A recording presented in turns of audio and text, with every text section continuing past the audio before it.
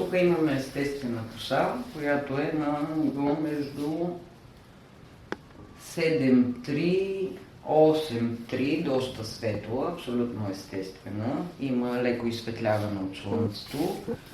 Желанието на моделчето е да направим балеаж, който да е преливен, да няма постоянна поддръжка в корена, да израства леко. И ще направим тук един красив контуринг, просто за да може да изразим чертите на лицето. Ще ви покажа техниката, в която ще работя и вече съответно ще видите и после един прекрасен крайен резултат.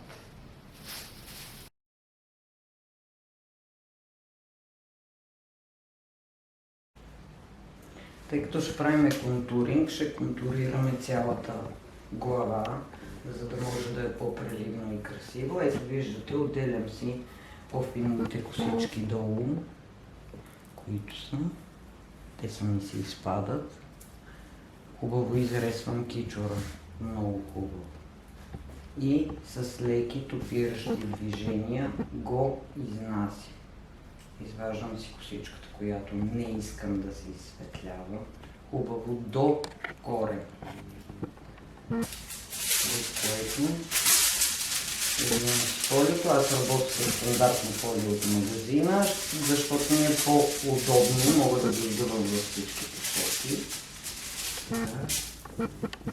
Косичката, която не е нужна, можем да си я захванем, дори можете с щипка, ако ви е по-удобно. Показвам вариантите. Ето захванала съм я с щипка да не ми пречи. Почвам нанасянето от средата, за да мога да го прелея нагоре. Хубаво оливиране трябва да имате от продукта, за да не ви се получи петна. Трябва да сте убедени, че има навсякъде.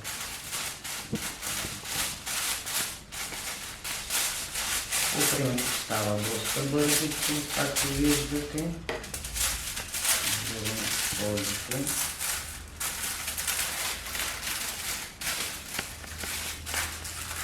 Хубаво компактно, за да не се разтича продукта.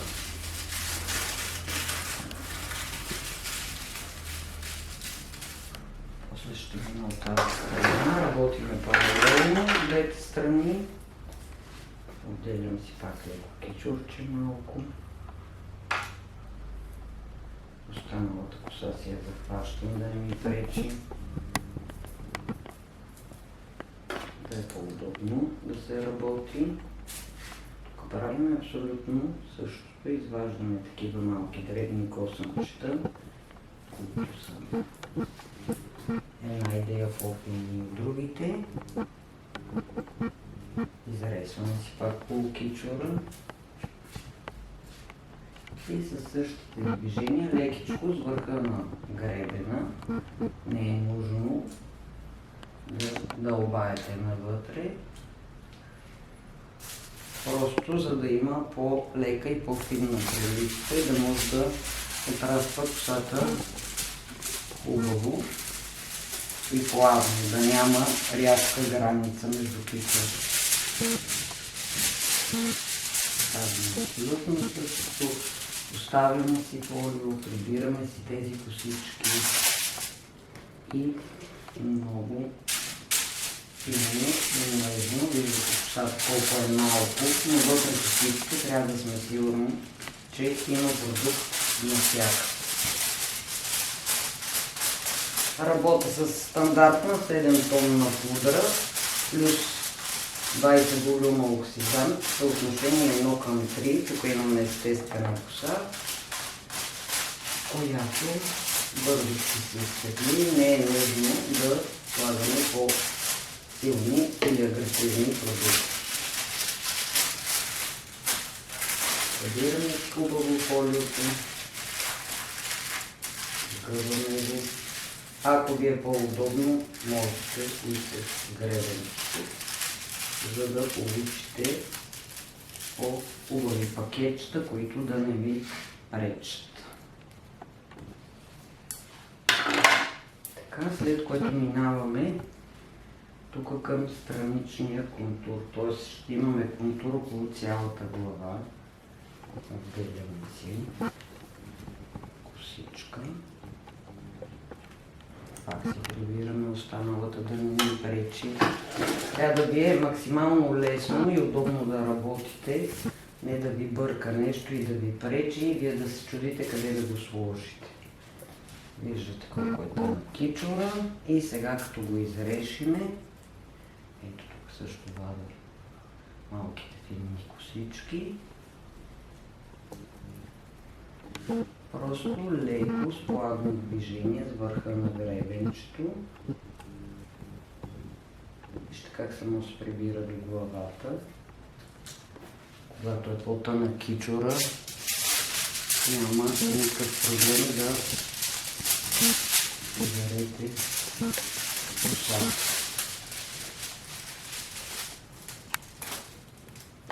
Когато е по-дебел кичура, можете първо да намажете фолиото, после ще ви покажа, просто за да ви залепне косичката и да не ви се лъжда, за да можете да сте по-устойчиви.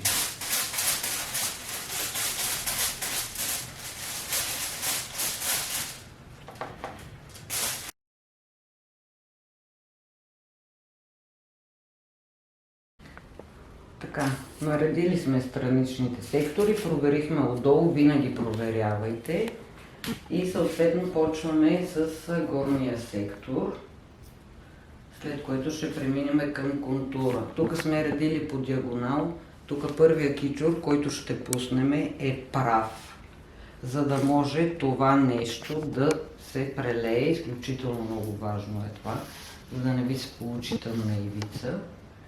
И работиме по абсолютно същия начин. Взимаме си кичурчето, изресваме си го добре и почваме да топираме. Ако искате да има по-малко количество блонд, може да си отделите кичура така. Да оставите ето тази част. Аз ще я оставя на зигзаг, виждате.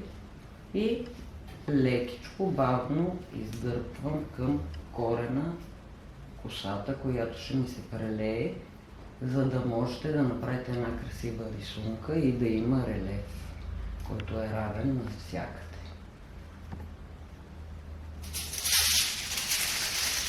По принцип тук с тази коса имате алтернатива да работите също и с супер изсветляваща боя, която също ще ви дигне достатъчно ниво, но в случая аз избрах да работя с пудра, защото искам малко по-изявен резултат. Така че имате и тази алтернатива. Така както виждате тук как дигнах лекичко косата да влезе в другите кичури. Реално думата балеаж идва от френска дума, която означава метла, замитане. Затова това замитане ви дава един хубаво преливане на косата, за да получите по-меки резултати. Следващите кичури. Просто тук връзвам двете звена. Всеки има различен стил на работа в балеажите, всеки си има негов вариант. Аз реших днес да ви покажа този.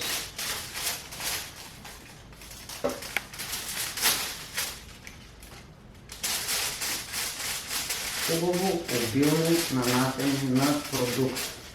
Не го пестим, ако искаме добри резултати.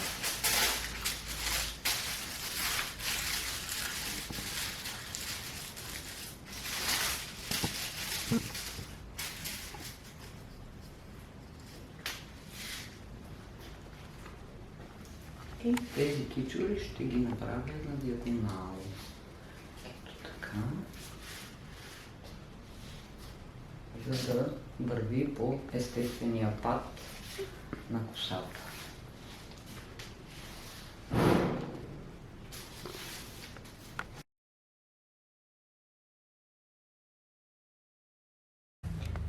Така минаваме тук вече към контура, отделяме много финни тънички, тук отпред при личицето, които ще ги насложим едно по едно. Така.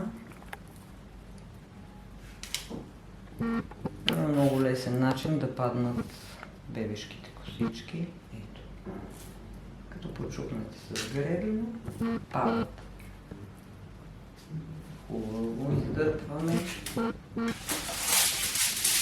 и съответно слагаме води. Можете да си накъсате и по-тънички, да не са толкова широки. Хубаво ви харесва и тази малка част, за да са ви по-удобно. Може да работите с подложка, ако ви е по-удобно. Също има неговия начин, както установих.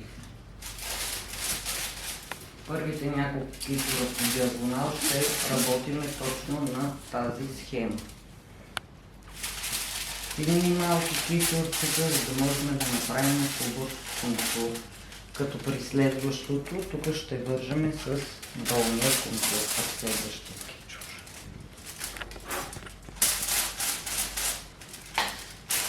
По принцип е хубаво да си правите пресен разтвор, аз работя бързо, за това си правя малко по-голямо количество. Ако е по-гъста косата, съответно си правя по-малко количество, защото там естествено, че нещата ще се движат по-бавно. Ето, отделяме си втория кичур пак по диагонал, като тук вече го връзваме с задната част, за да можем да направим един хубав контур по цялата глава, а не само отпред. Ето по същия начин. Ето ги малките кичурчета падат. И всъщност тук ще получим един рисунък. Вижте какво остана. Един красив рисунък. Допираме цялостно кичура и нанасяме продукта. Вижте, колкото искате да ви изявен скулптура, може да сложите 2-3 поля, като тук полека-лека ще почнете да ги изправяте, да върват в права линия, не по диагонал към лицето.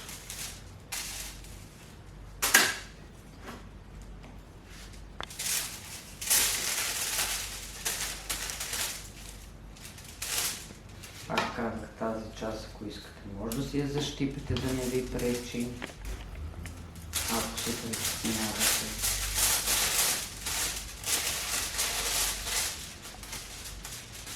От другата страна ще направим абсолютно същото. После ще минем отпред, за да видите как се конструира контуринга отпред. Така че да не ви седи като една грозно права линия и да имате плавно преливане и да седи естетически красиво.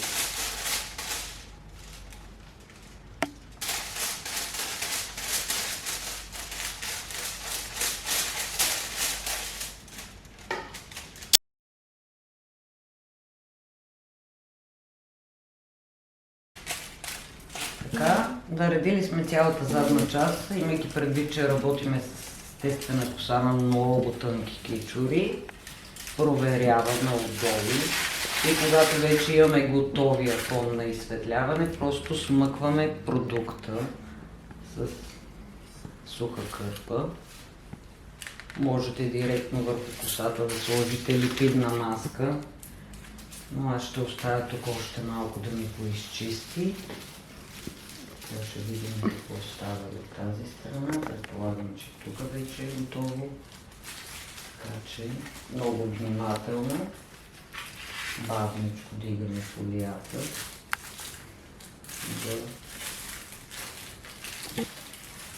Да, първите ни кичури са готови. Тук също сваляме. Вижте как просто го издърпвам.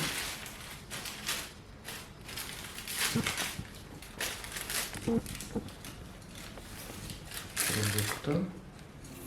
Не с мокра кърпа, с суха, защото тук ако сложите вода, по някакъв начин ще засилите реакцията.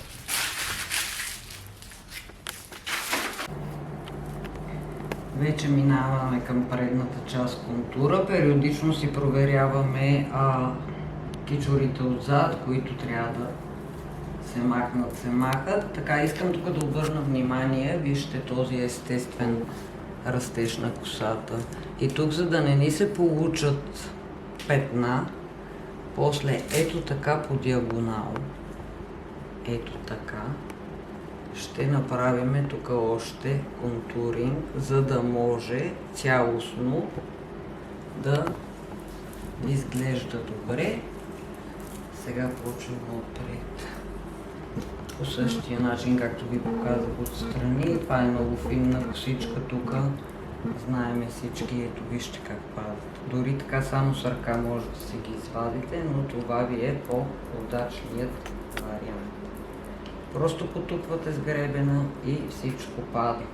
Цял кичур. Тук нямаме зигзаг, нямаме отделяне на кичури. Целият кичур.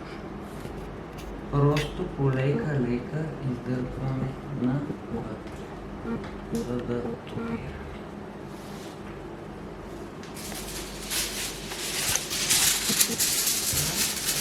След което ще направим двата страничните, които ви показах. Въртете си гледката, както ви е удобно на вас. На вас трябва да ви е удобно. Аз се старая да не яла скубан, но се налага.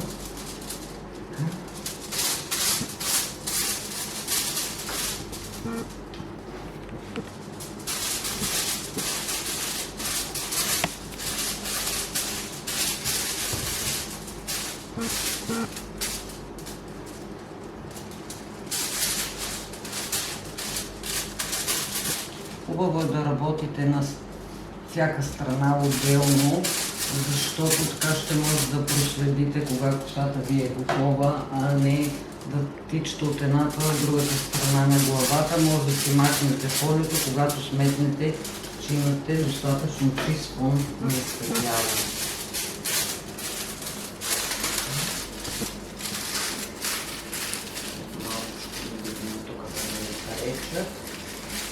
Сега минаваме на двата странични, които ви показах, просто за да прелееме тук контура. Отделям си ги. Просто за да скриеме ето тези неща тук и да получим нещо наистина красиво. По същия начин си изваждаме пинните косички. Така няма да имате точно отсечена граница и ще имате преливане, за да може да седи красиво. Зареждаме си хубаво докоре и слагаме. Тези неща ги правим към края, защото тук косата е малко по-тъничка, малко по-различна структура и съответно трябва максимално да я запазиме. Това винаги трябва да е приоритет, да запазиме качеството на косата. След това ще сложа пак още един такъв кичур тук отпред, за да може да е пълен контурен, да е малко по-силно изразен. И ще си довърша горната част на балямача.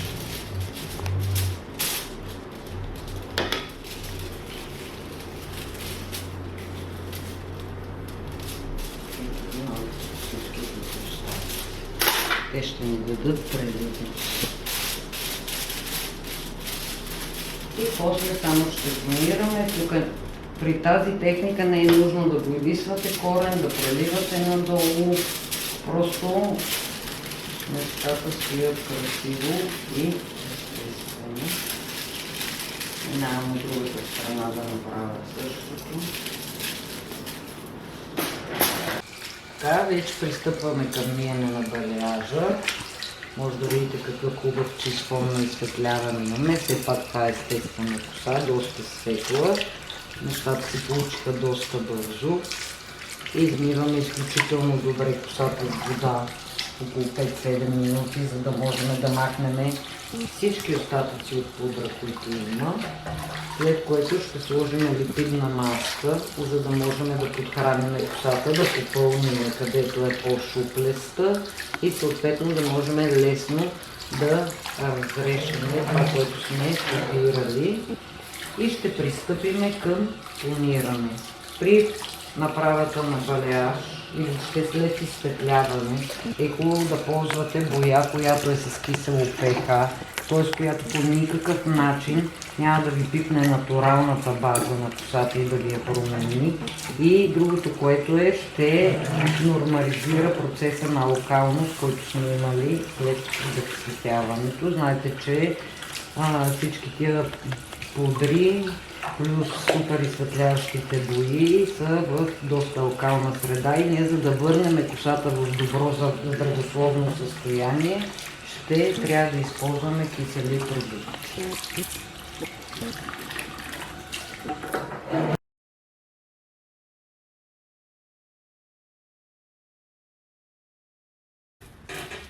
Така, пристъпваме вече след липидната маска към стандартно тониране.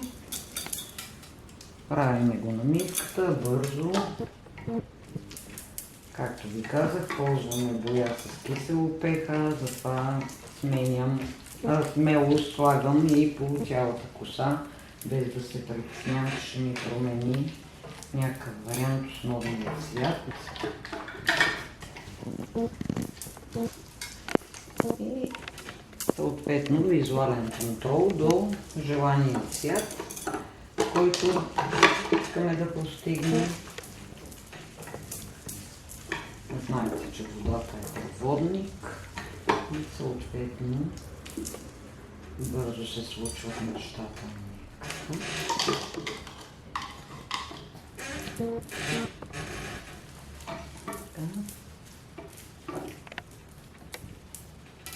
И наблюдаваме.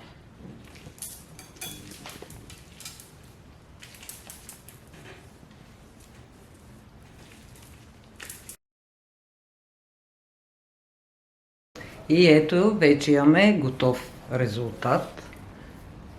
Може да видите как изглежда косичката. И прекрасният ни модел.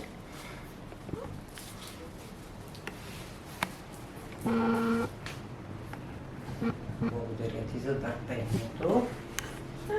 Супер!